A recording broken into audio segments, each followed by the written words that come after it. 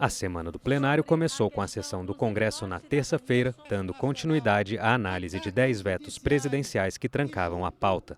Sessão que foi suspensa por causa do baixo quórum de senadores e que foi retomada na quarta-feira, quando foi derrubado o veto total de Jair Bolsonaro à proposta que aumenta o limite de renda familiar de 1/4 para meio salário mínimo para se ter acesso ao benefício de prestação continuada, o BPC.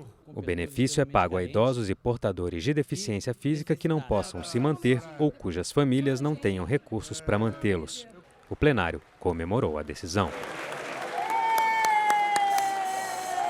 É a gente mostrar que acredita na pessoa com deficiência.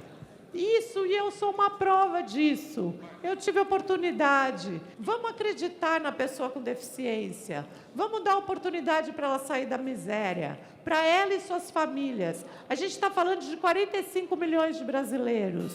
Aumentar o seu limite significa sair de 60 bilhões para 120 bilhões só no BPC. Isso inviabiliza todo o orçamento, inviabiliza inclusive qualquer medida impositiva, orçamento impositivo, termina tudo, evapora tudo. Enquanto isso, o Brasil tem uma reserva de 360 bilhões de dólares e está queimando essas reservas, jogando dólares no mercado financeiro para favorecer os rentistas, os que aplicam nas bolsas de valor.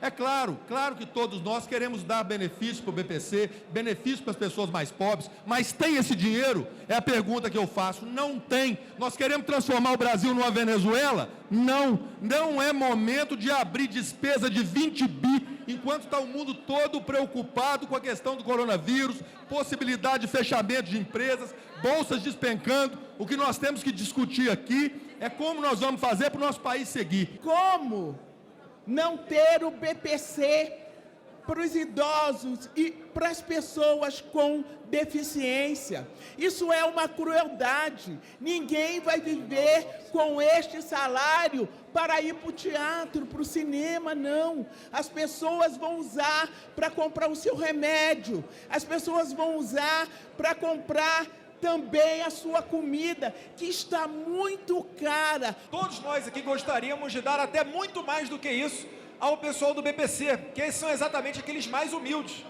Mas com essa crise do coronavírus, com a questão da crise do petróleo, com essa herança vinda do governo do PT, que destruiu o Brasil, deixou 13 milhões de desempregados e apenas 6% do orçamento na mão do presidente, o momento só que não é oportuno. A matéria é muito meritória, mas o momento é inoportuno. 45 senadores votaram pela derrubada do veto à proposta que modifica o BPC, 4 votos a mais do que o mínimo necessário. Já na Câmara, também se optou pela derrubada com o aval de 302 deputados, 45 a mais do que era preciso. Com o resultado, a matéria vai ser promulgada e virar lei. Os parlamentares chegaram a iniciar a votação do veto parcial ao pacote anticrime do ministro Sérgio Moro, mas por falta de acordo, este e outros 8 vetos que estavam na pauta serão votados só na próxima sessão do Congresso, que ficou para terça-feira. Após a derrubada do veto à proposta que modifica o BPC, o presidente da Câmara, deputado Rodrigo Maia, do Democratas do Rio de Janeiro, criticou a decisão, mas disse respeitá-la. Eu acho que é uma decisão que em vez de ajudar, eu acho que mais atrapalha do que ajuda. De fato, o impacto é grande, né, num momento difícil, num momento que a economia brasileira já começa a dar sinais de que não vai crescer aquilo que estava projetado no início do ano. Num dia da decisão da OMC de decretar pandemia, com as bolsas caindo muito, né, com um nervosismo muito grande dos atores econômicos, eu acho que foi uma sinalização, do meu ponto de vista, equivocada. É claro que todos querem melhorar o valor do BPC, do Bolsa Família, melhorar os investimentos,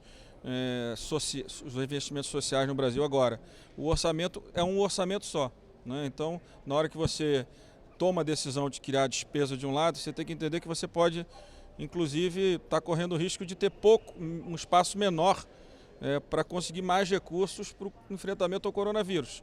Então, essas questões elas que precisam estar na reflexão do voto da decisão plenária, que é sempre, claro, respeitado.